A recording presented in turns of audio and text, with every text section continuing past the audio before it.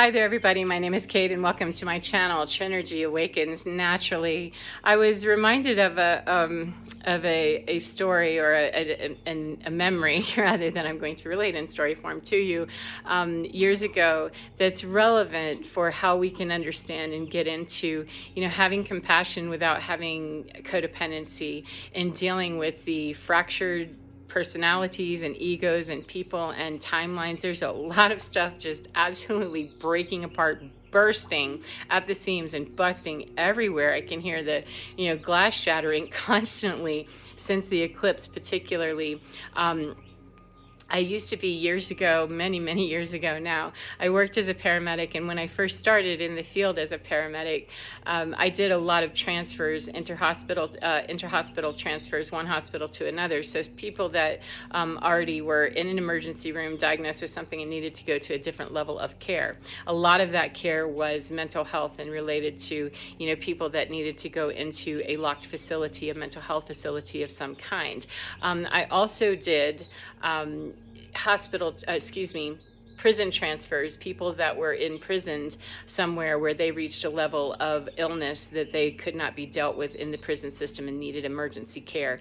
And typically, unfortunately, I wish it wasn't the way that it was, but at the time anyway, and it's probably not changed a whole lot. I don't really know. I probably need not say that because I don't know specifically.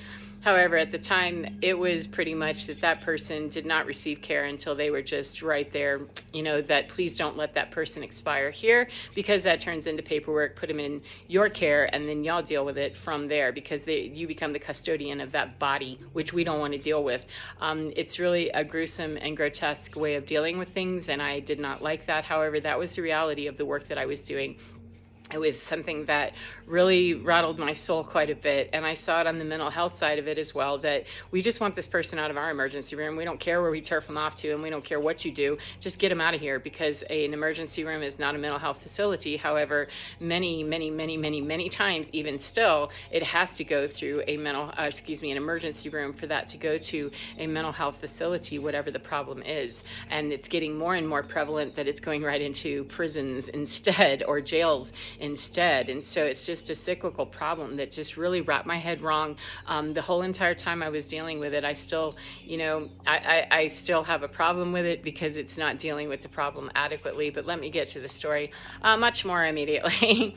That it was the middle of the night, and I was on call as a transfer medic. That's what I did. And so I got called in the middle of the night, 12, 1, 2 o'clock in the morning, whatever it was, and I got whomever the partner was that we were on that same night on call. And this was a person that, I didn't really love him. He had, a very cocky attitude. He was a good medic. However, he was very cocky and arrogant, and just was okay with the way the prison system worked, if you know what I mean. And when I worked with him on the street, just common, 12-hour street medic, in the town that I lived in, I knew he had good skills. However, his people skills, that's not demonstrating a whole lot of compassion here. And that was just street medicine, not dealing with the mental health or a prisoner. This was my first time with him that we had that kind of a transfer, and I was just, thinking, that's not who I'd want to go into a prison with. However, he's been to this prison experience a number of times, because he works 1 million hours a week. He's going to have experience here, so he'll already know what this system is about, and it was my first time going to a prison. So when we rolled up, I was already, taken with the fact that the call was very unclear as to the nature of the call. What is wrong with this person? And, they were very clear in telling us he has a deadly infectious disease. That kept coming out in the report, that he has a deadly infectious disease. You're going to want to make sure, I'm like, okay. And it was true. He really did. He really did. But the nature of his illness in terms of what actually was happening was not clear. And that's not completely uncommon in, pre-hospital medicine. However, this is a transfer. You've had this person in your prison for a minute, and you've probably had him in your clinic for a minute. Could we get some better details on this? And we had a half an hour to get to the prison, and I was thinking, why don't we know? We're getting ready to walk into a shit show. It was kind of what I was thinking, 444, and boy, let that not go unnoticed, that, yeah, you sure are, that we get there, and there's a very slow procedure because, people aren't allowed into prisons, state, federal, or otherwise, that you're not just allowed in even if you're pre-hospital. So we had to go through the whole, rigmarole and get to a bay where they were going to bring this man out. We were not allowed into the facility itself, so I can't say what, it was like in the clinic. I can only say what they handed us was someone that was so ill that if they had waited just a few more minutes, without intervening, they would have had that paperwork on their hands, and they made the call. And I was so upset by the fact that, we didn't get any idea. It's a good thing that we both understand this game well enough now to know that if you're not telling us and he's got a deadly disease, that a wasting disease at that, wow, this is likely to be something that's really, really crash and burn on its way. And they brought him out in just the worst condition ever. I could not believe that this is what you've done here. This is what you're bringing us. Someone in a wheelchair. He could barely sit up. They were holding him in a wheelchair, and we transferred him over. The man was bone thin, and he was burning hot. His temperature was, I think, 104 or something ridiculous. He's end stage AIDS, and I mean, he was absolutely emaciated and had zero function on his own. He was really approaching, the doors of heaven right there, hell, whatever you personally believe. He was approaching death, and I was so upset that, what the hell have you done here that you're handing this person to us like this? Why is he not on a bed or, gurney, a stretcher, something? And why is he, he has no IV, he has no intervention. What's the last thing that you did for this person? Well, we gave him Tylenol 4 hours ago. Like, okay. And how long has he had this fever? I mean, I quit interviewing. Like, I'll just take your records because what's coming out of your mouth is, irrelevant anyway. But I kept my mouth, shut with my opinion about it. Just said, we really need to be moving. I don't need your report anymore. Is it all in there? Thanks. We'll just take that very paltry, meager report that you've written that's worse than the verbal that you're giving. So thank you. We'll take this because this man's dying. He's not in a position where I can sit here and, wonder what you coulda, shoulda, all that other bullshit. You've let this man get to the point that this is now an emergency for us, and we're going to be flying hot all the way to where we got to go, which is over an hour from here. But thank you, for whatever this is. And I got in the back with this man, and my partner, he actually kind of softened his whole tone because, like, yeah, this is a lights and sirens, right? We both know that already. Of course we did. We kind of knew that before we ever got there. However, he let up on his whole ego thing when I said, this is not going well. When I put him on the monitor, I said, this already isn't going well. His blood pressure is just non-existent, and you're not going to want to know what the monitor says. And I said, pump it, let's go, get it flying and get down the road, up the road, I think it was up the road. Yeah, get up the road and get where we need to go. And he got softer in his, normal arrogant thing, because, well, what do you expect from the prison system or something? And I said, I don't care. This can't happen. I said, we may need to pull over to do CPR. Do you really want to put any kind of flippant anything on this, or do you want to just let go of that right here? And he did. Because I said, you have no idea. Apparently, you think there's not something more salvageable in this. And human life being left to that was really something that disturbed me. However, I cannot let this happen without me making every attempt, no matter why he's in prison, no matter what he's done, no matter what his issues were or are, they currently are, that he's dying on my watch. And I'm not allowed to have that happen. I'm not allowed to have a personal opinion about who this is. I'm only allowed to have the opinion of, my medical opinion is that all the signs here are pointing to imminent death. And no, this is not allowed to happen. He does not have a DNR. He doesn't have anything that says that life-saving measures are not supposed to be taken. Regardless, if I found him on the side of the road and knew nothing of his history, I would be required, because of my integrity and my license and my certification, to provide the same level of care. So this makes no difference where he's coming from. And that's what really bothered me about the guards and the medical staff. They're like, well, it's just a prisoner. It was kind of, they don't come right out, 919, didn't come right out and say it. However, it's like, well, like, no, I don't know. I really don't know. You're turfing off, something that was already inhumane and cruel. And now it's not that I'm going to have to work hard.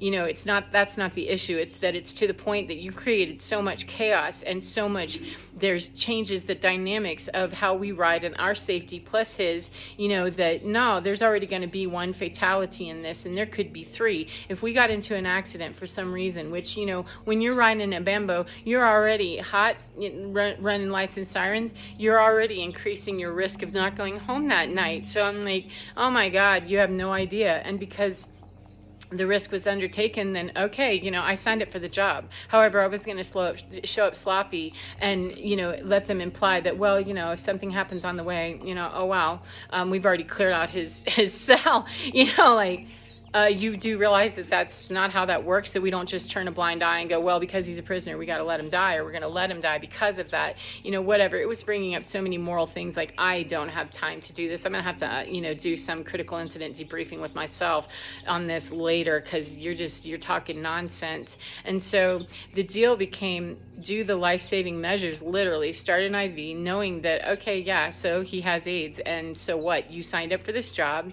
Get over the fear of that, go in like the badass warrior that you want to be, then get in there and start that IV period. And don't let that fear of, if it happens, it happens. However, the greater good is that you signed up for this job. That's one of the risks of either, contracting a deadly disease, and or dying on the way to the hospital because it's the middle of winter, the roads are slick, and you've got somebody that needs to be taken real quick somewhere else, an hour up the road. Every second counts. Keep this moving. And so what it became was, okay, let me surrender to this process. Let me get this IV. This man's got no veins. I mean, his blood pressure was non-existent, virtually non-existent. You need fluids just to get the blood pressure going and to get his heart, tamed down from the irritated state it was in, and to offer this man compassion that, I don't know what he did. I don't remember. I know it was a violent crime that he was in that prison. It was something violent and horrible. I can assure you of that. However, seeing someone in that state of being and having the ability, 1144, to offer and render aid to save his life, that wasn't where it was. It was the compassion of being able to see far more than the people around me could. And that blew my mind. And that was probably 30 years ago, that it blew my mind of, are you serious? Are you serious? This is really what this is about, that we're 25 or 30 years later and we have people that are hardened up even more to discuss people as just disposable, that we don't care, it doesn't matter. I looked at that man and I thought, whatever you've done, dude, this is the end of the road for you. You've already spent whatever time you've spent in that prison, and you've suffered immensely, I'm sure, just getting to the point that I've met you. I'm not going to continue this same horrible timeline, this same horrible vein of what I consider abuse or neglect to offer someone care and comfort. I didn't have to, stroke his head and, say, it's okay, whatever you've done. I wasn't a priest. I wasn't absolving him of something. However, when he perked up enough to make eye contact, he did look like, hallelujah, thank God, that I'm here and that I can at least die with a little bit of dignity, because I don't care. Even back then, 25 or 30 years ago, I wasn't, awakened or understanding my spiritual journey the way that I do now. However, I understood the power of being able to offer someone comfort, of he understood, he got it, that man, this blows and it's what I deserve. 1313, it's what I've brought to myself, and look what this is, and what it is to have compassion from some pair of eyeballs that can see me in the worst place that I could possibly be, in the most humiliated and humbled position that I could possibly be. We both know that I'm on my deathbed, and thank you for being kinder than where I've been. And I could be making up stuff because he didn't verbally say that, but I got that. There was just such appreciation and gratitude. And is that not what we all want? To be lying on whatever deathbed, ego death or a physical death, knowing that whatever we've done, it doesn't matter, that we can find someone that can understand that these are the repercussions of the life that you chose. However, I don't need to jump on top of it and make it worse as you're on your way out. That's a special kind of cruelty that I don't understand, I don't relate to, and I absolutely don't support. However, it's what's necessary when we look around and we know there are people that are ego dying and physically dying as well all over the planet. And when we make that disposable and just say, oh well, it's what they deserve and they should, when we get into those positions, that's a special kind of heart hurt that I have a hard time dealing with. And I know that there are kind people out there. I absolutely do. I'm not the only one that's here to change the minds of people by offering that kind of support, that whatever his soul went on to go do, he at least had one person remind him before he left this earth experience that, choose wisely next time, because that kindness and that compassion from humanity is where we're headed with the new earth energies. And it's the kindness and compassion of that divine energy that's already there that he was going home to. He had a lot of debt he had to pay, apparently. I don't know. I don't get into the whole story. All I know is that I wasn't allowed as a human being by my own standard, without really fully understanding my spiritual self very well at that level, by my own human standard, that I'm not hopping on the bad ideas of other people by allowing this man to suffer, or just say, well, turn a blind eye like I don't know that that's what's happening. And so when people are humbled and they're looking and saying, can I find any kind of reprieve with this person? May I find, relief? Then I'm going to offer them relief everywhere that I can, without jumping into the whole story, without, chastising, without feeling sorry, without doing anything other than in that moment offer the compassion of, I'm sorry for you that this is where you are. And I can leave out the whole thing about, because it's what you deserve, all of that. It's unnecessary, and it does not help that soul to heal any faster. As a matter of fact, it slows them down even harder. And the truth is that no matter where we come from, no matter what we've done, we all return to the creator of all things. That's where I stand. I know a lot of people don't believe that. However, that's okay. They don't need to.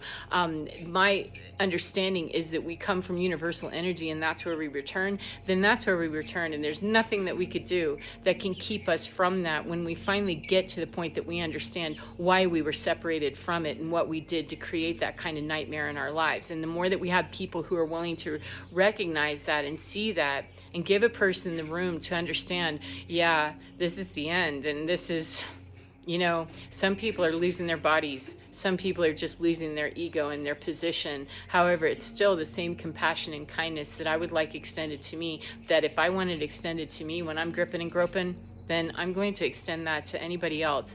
And it doesn't mean that I take abuse. That man wasn't even remotely abusive or, giving me hate. I've had people on their deathbed in rigs that, they knew they were going out and they were pissed off about it and giving me hate that I wasn't doing something to, there's not really anything I can do. What I'm doing is what I can do. However, that's not what that man was giving me. He was giving me a whole bunch of story of, oh my God, I can't believe, thank you very much for offering me a way to at least be comfortable as I'm making my way off of this earth plane. So anyway, I hope that's helpful to you, and I hope that you enjoy your day no matter what part of the day you're in. And remember, get within your skin, because you're divine. It is so filled with compassion for yourself that when we give ourselves that kind of compassion, we can offer it to other people with boundaries. However, we can offer that compassion. And if we're light workers or star seeds or chosen people, that is what we're here to do, is offer that compassion and that soothing to these bungled up souls that have no idea what they're doing, and they've done horrific things, and they do have to, in fact, pay the karmic price for that. However, we don't need to add to that taxing by, being unkind. When they finally get it, I saw it in his eyes that, yeah, I get this, I got it, and goodbye, rest in peace, truly transition and rest in peace. So as I said, get within your skin and enjoy your divine, because you're divine. Oh my goodness, it is so fine. And be very kind with yourself so you can be kind to other people as well. Take care, and I'll see you again next time, my friends. Mwah. Bye-bye.